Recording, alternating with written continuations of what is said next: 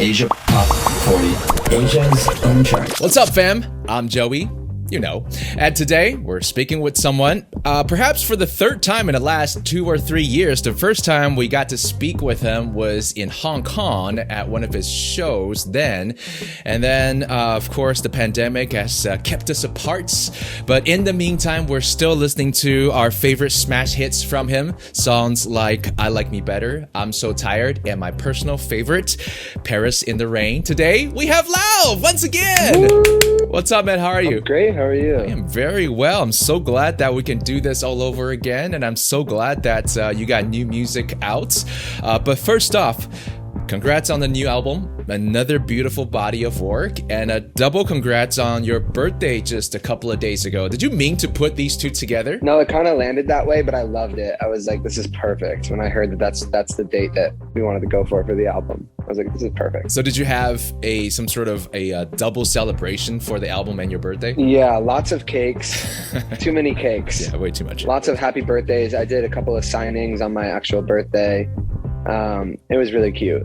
So since you're someone who has never shied away from cerebral conversations and philosophical conversations, I want to ask you a couple of big ones to start. Okay, so 27 years on planet Earth.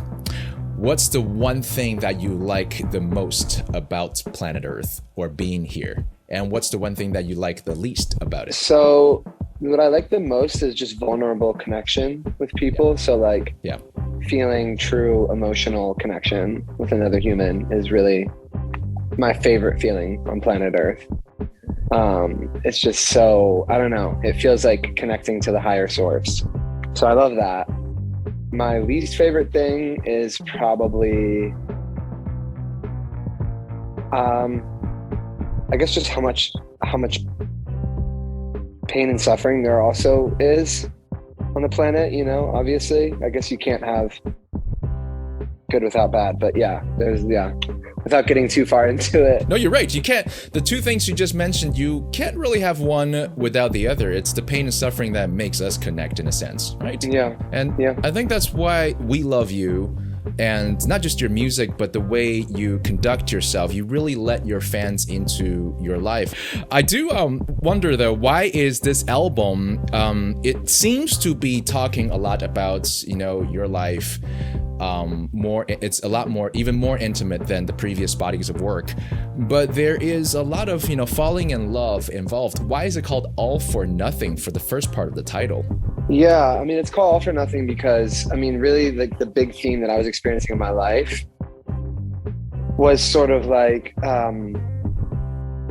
realizing that everything on the outside, because it kind of has dual meaning. It has the meaning, you know, like pulled from the single All for Nothing, and then it has, you know, a bigger meaning for the album. And the album really for me is like, without being able to stay in touch with that part of yourself that you have as a little kid, that free and loving and innocent and like wild and whatever part of yourself that like growing up is all for nothing. Like it doesn't even matter. Like I was at a point when I started this album where I was so anxious and so negative and just feeling a lot of stress, and regardless of the good things that I had tangibly in my life.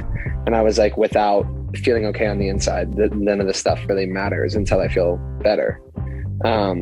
And then, you know, there's love in there. Obviously, love is, you know, one way that we tap into that frequency of healing and feeling better and everything. So the first part of what you said is a sentiment that I recently had, actually. It's weird that you go through life, you learn so much, you think you matured so much, but then you really miss that moment when you were a kid, and sometimes you come full circle and you just kind of want to come back to that. That's where comfort really is. Is that also part of this album? 100%. It was just me stumbling around, trying to find that feeling, trying to find that sense of existence again. That's so weird that we do that, isn't it? Yeah. No, it is interesting because you gain so many experiences, but you also gain so many chips on your shoulder and so much anxiety and fear and overthinking and all of this identity molding stuff that actually it was almost better when you didn't know who you were. You know what I mean? When you were just Yeah. a kid having fun. Okay, so the title track, I hear that someone very special helped you write this single. Yeah. This friend also helped you, contributed a couple of verses to your first track, 26, can you tell me when you wrote this one? Like, did you write it when you just turned 26 and then released it later? Or what's the timeline on this? 26, I wrote, like pretty soon after I turned 26, I feel like. Okay. Yeah. And yeah, that song was an interesting one to write because I was sort of like, all the lyrics were falling out of me in this very intense way that I was kind of like, is this really what's happening? Is this really how I feel about my life? You know? And I was kind of like shocked. So, but I'm glad. I feel like that was a great place to progress from. Do you think you might write at 27 or 28, kind of like Adele, except as track titles? Yeah, I don't know. Who knows? Maybe when I turn 30. Because now I'm 28, which is crazy. I have full confidence that you can actually embrace aging and take the whole journey and take us with you. Now, from 26, where you mentioned things like, the more I get older, the less I want to be sober, which I think is something that a lot of people go through. You know, I could feel that. To a song that kind of resonates with that thoughts, the song Hey Ari, where you ask yourself, it's been days since you've been sober and you're not getting any younger. I want to ask you now, at this moment, Hey Ari, are you happy? Yeah, I'm feeling happy right now, which I know like I can only really expect moment to moment. I can't really expect to be happy all the time.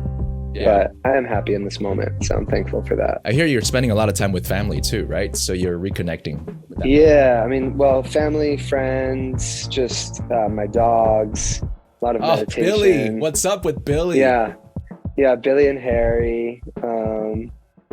They've both been great. And yeah, now I'm on tour, or I'm just starting my tour, so it's crazy. I want to talk about the tour right now, actually. So you had a few dates. You got to see your fans again. What's it like, man? After what? Because 2021 was, you didn't have any song or any new songs released, right? And now to have this body of work and just present it to your fans, what's it like? Feels amazing. Like I've done a couple of like acoustic things so far, and just reconnecting with everyone feels so good. Like I missed everybody so much, and I missed the shows. I missed giving hugs and getting hugs and just screaming the words together and just being goofy and having a great time. So yeah, I really can't wait for all these shows. Hey, you took somebody else on tour with you, right? Haley, or is that the right way to put it? Haley Kiyoko was sort of on a few dates with you. Yeah, Haley Kiyoko is coming on the tour, yeah. And that may have something to do with she just recently dropped her album, Panorama. So how did this collab? Like, did you talk to her about it, or is this a sort of a management thing? Like, yeah, the funny thing is we haven't even actually met in person yet, so I'm really excited. I think we're gonna meet in 2 days. Really? Yeah, but we've just been talking on the internet and stuff, so I'm really excited. I think it's gonna be an amazing tour, and yeah, we have some other people coming on the tour too, so it's gonna be great. Mm-hmm. Is there anybody you could tell us, or you're keeping tight-lipped about it? Oh yeah, well let's see. I mean, we have David Kushner and Payday. Oh. Yeah. There's a few other artists that are kind of doing some split dates and stuff. So I'm really, really excited. It's gonna be Sounds fun. You used to do this thing where it's My Blue Thoughts, right? It was a box where people can slip notes into it. Then it turned into a booth where people can record into it. What's the new? Are you gonna do this again? So I'm starting a new thing. It's gonna be called Lauv's Meditation Club, where nice. And we're launching it. Yeah, I'm super excited because I've just been super into that, and I found it's been so helpful for me. So details about it are coming super soon. I don't have the details that I can share yet, but there's going to be, Lauv's Meditation Club, and I'm trying to launch that on the tour and outside of the tour, so it's going to be really cool. All right, everybody look out for that one. Now, I see that your dates are pretty busy all the way up to, say, October. Then in November, it seems like you already have a fixed date for Thailand.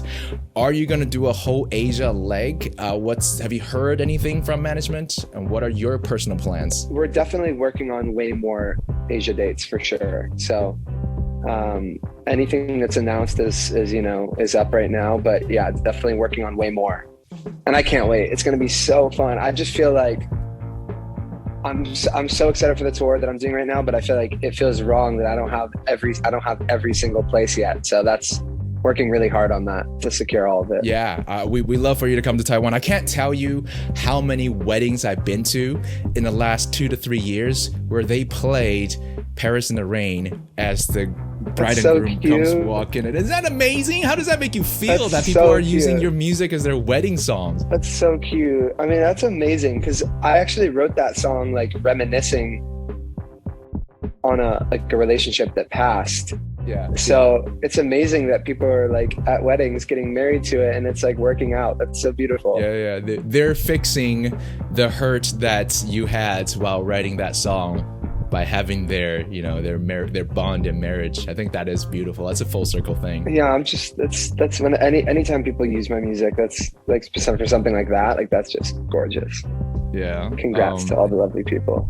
I think your music is great for healing, really. I mean, especially during the pandemic last year, as we said, no new music, but like 1 billion streams. I think people really need your music as consolation during those times.